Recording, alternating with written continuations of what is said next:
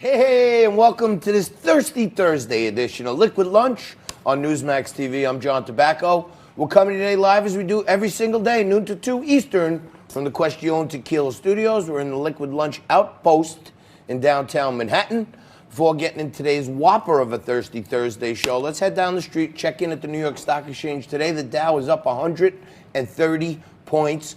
Good news on the horizon after the Horowitz report yesterday.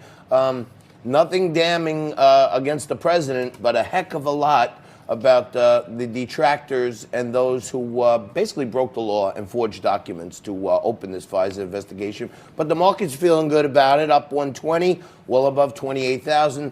With the Dow, I think you're in good hands. We want to hold it here through Friday, and next week they'll have that little Santa rally, if you ask me. Bitcoin at 7,200, dangerously close to the bottom dropping out of this thing, so stay very careful.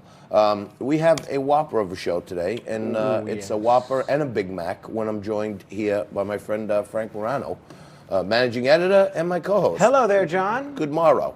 Good day. Good afternoon. Good afternoon for those of you on the East Coast. What's happening, Frankie? Well, not very much. You know, not much. Yeah, I feel like everything. I can't kidding. even get myself together. I'm just kidding. There's a great deal happening. If you're watching us in the United Kingdom right now, you only have 5 hours left to vote in what is quite a historic election. This is among the most important British elections since World War II, and the reason it affects people in America is because this is likely to finally determine what becomes of Brexit.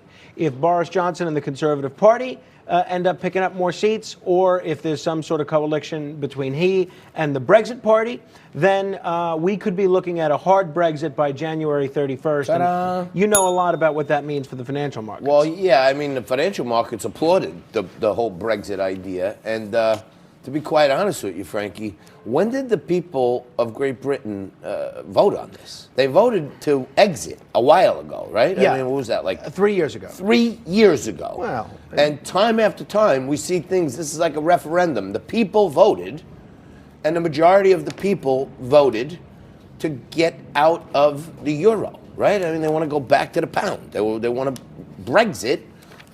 That's 3 years later. We're still going through all these machinations. Why don't they just do what the people want? Well, that's what we're going to find out in this election. Now, that is not, however, what I am speaking, frankly, about.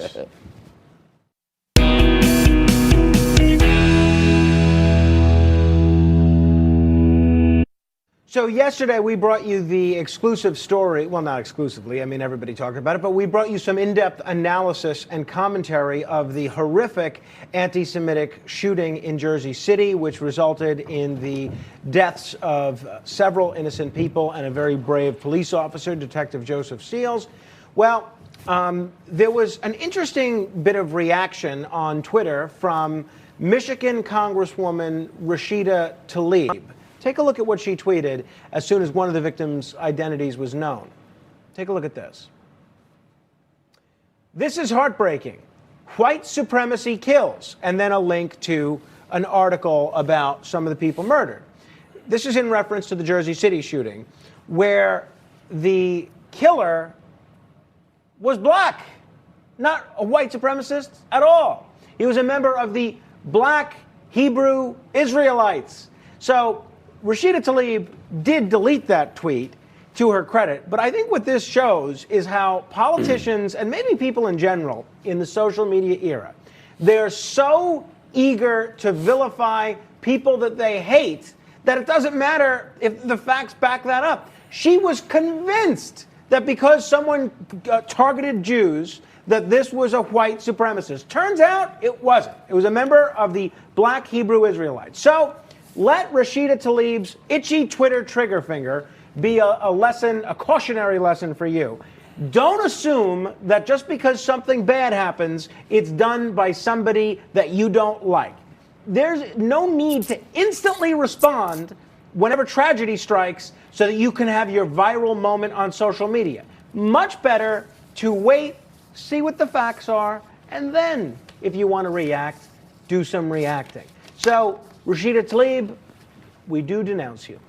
She deserves more than a denunciation. A If you don't know, aside from being the producer and one of the co-hosts of the Joe Piscopo Morning Show, heard here in New York on AM 970, The Answer, from 6 to 10 a.m., Frank also hosts a radio show himself on Sunday mornings called Morano in the Morning from, 4 to 10 or something like that? Yeah, 4 to 8:30. And there's a segment in there where you do denunciation. That's right. And That's true. you denounce people often. And I thank you for bringing the denunciations to Liquid Lunch today. We appreciate that. Yes, Take it that's right. to the big screen. That's right. A lot of things are going to be happening on a big screen in your living room today. Hopefully you cracked open a cold one because we're going to have a heck of a Thirsty Thursday. Daniel Wiseman is going to join us a little later on. He's going to talk about easy money in government and how these things like Hunter Biden are technically legal, but these situations, like, they cause like a really bad smell. Jaden Horn and Scott Levinson are going to be here a little later on, an hour or two, to mix it up. Democrat, Republican, they mix it up. I have a drink. Thoughtful conversation is had by all. Seth Denson's going to be here. Ryan Vett's going to be here a little later on to talk about understanding what's happening with this growing and emerging gig economy. And of course, in hour two, we have my brother Derek. He's out there right now on the streets with Patrice, trying to talk to people about the news of the day. So we got one heck of a show, Frankie. What I want to talk about today is this. Oh, boy.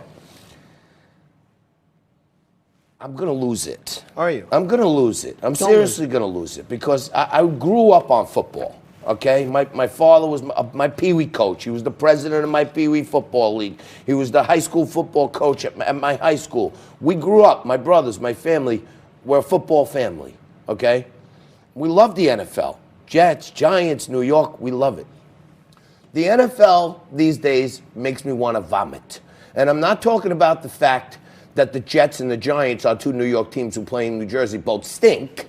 I'm not even talking about the play on the field. I'm talking about the leadership.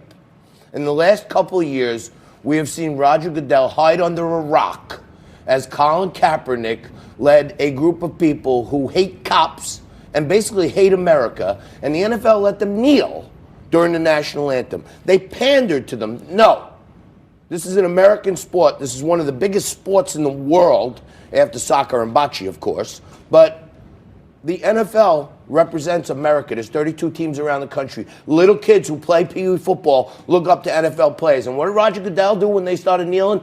Nothing. Niet.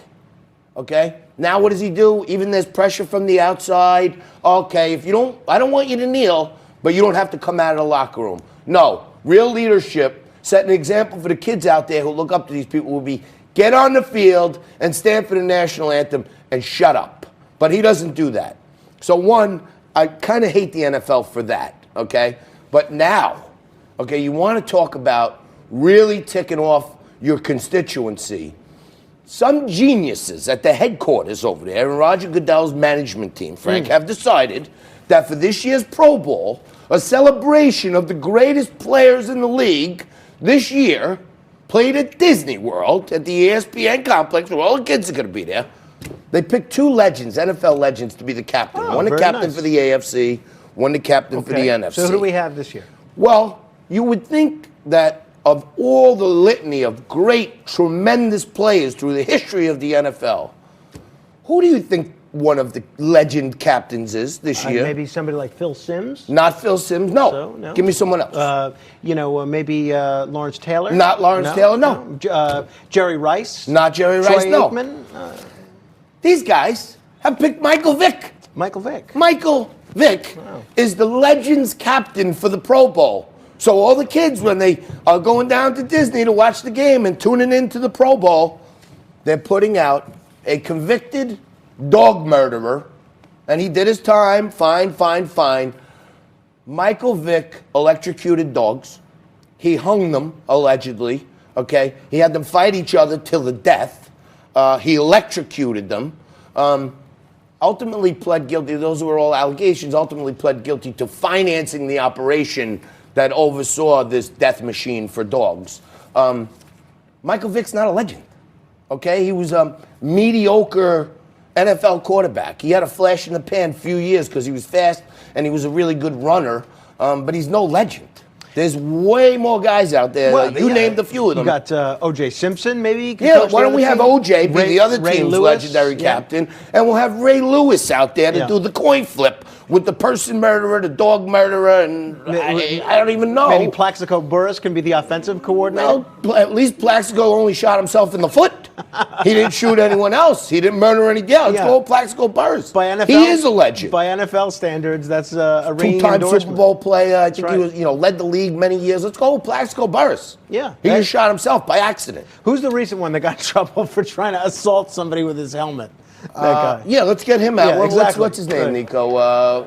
Myles Garrett. Yeah, let's get him. The guy who smashed the quarterback from Mason from Pittsburgh over the head. Let's roll out every derelict that we've ever had play in the NFL and put them out there as legends to represent our league. Let's kneel for the flag. Yeah, go ahead. Don't worry about it. Legends, Michael Vick, mediocre player, but let's roll him out there. Let's try to rehab him to the public because maybe people will forget that he murdered dogs. I am not a Michael Vick fan. I didn't particularly like him even before he was a dog murderer, but he did, as you say, pay his debt to society. Should he still be a pariah forever? He doesn't have to be a pariah, but you don't have to roll him out there on a pedestal as a legend for kids to look up to, because every kid has a phone these days, and they Google it up and go, ooh, Michael Vick is someone I want to look up to. He's an NFL legend. Oh my, he killed dogs. That's okay. I still love him. Why can't we have some, like, how about Howie Long's son? Like, you know what I mean? Like, how about guys like that? Guys who are good stand-up people, the winners of the Walter Payton Awards over the years, these great citizens and stuff. Well, how about them? How about putting some examples out there for kids good people that represent the NFL? I echo your criticism of Roger Goodell, and his father was our senator for a long time, Charles Goodell, not for a long time, but for a time. Who was his campaign manager? O.J. Simpson? He never got elected. He never got elected. There you go. Okay. He got appointed by Governor Rockefeller. Okay. But the interesting thing with the NFL is they just give you more and more reasons to hate them. Up until about 3 years ago, they didn't even pay taxes. Yeah. Now remember the whole scandal involving paid patriotism, those patriotic displays. They get paid for those. The Army was paying the NFL for that stuff. Same thing with Breast Cancer Awareness Month, or week where they're all pink. They get paid for that. They're not doing that, the NFL, out of the goodness of their heart. They get paid millions from the Susan G. Komen Foundation. If you look at their treatment of retired players and the role that they've played in deceiving players and family members and medical professionals about the CTE scandal, there's a lot to dislike. But unfortunately, for those of us that like football but are looking for a competing league to the NFL, it got a little harder just 2 weeks ago when it was announced that after 35 years, the Arena Football League has finally folded up shop. So we can't watch arena football So now anymore. you gotta We're waiting for Vince McMahon and the XFL. You gotta consume kneelers and apparently dogfight killers. Either that or that's watch, what we have to consume. Either that or watch another sport. Yeah, we could find another sport. Maybe we should start the American Bocce League. I like it. You know what I'm saying? I don't think little old men rolling balls down a dirt court will. That might be a good example for kids. You can grow up and be like. If you're involved, somehow it will be controversial. I don't know how, but somehow it will be controversial. All right, we're going to take a quick break. Don't think I'm done ranting about Michael Vick, because I'm not. I'm infuriated. Tomorrow we're going to have, one of our frequent contributors. We're going to have Mrs. Carla Marino is going to be down here. She's one of the directors of the New York Bully Crew, which goes out and saves animals and dogs and pays their medical bills. We're going to get her point of view on why the NFL would be feeding Michael Vick to our kids when he spent a whole heck of a lot of time feeding dogs to other dogs. But we'll get into that later. It is dog-eat-dog world out there. As I mentioned yesterday, I bought 10 of these. I had 2 for breakfast this morning. I have a load on my desk, but I'm gonna get a little sugar rush. I'm gonna come back and break down some more of the news of the day right after this. You're watching Liquid Lunch.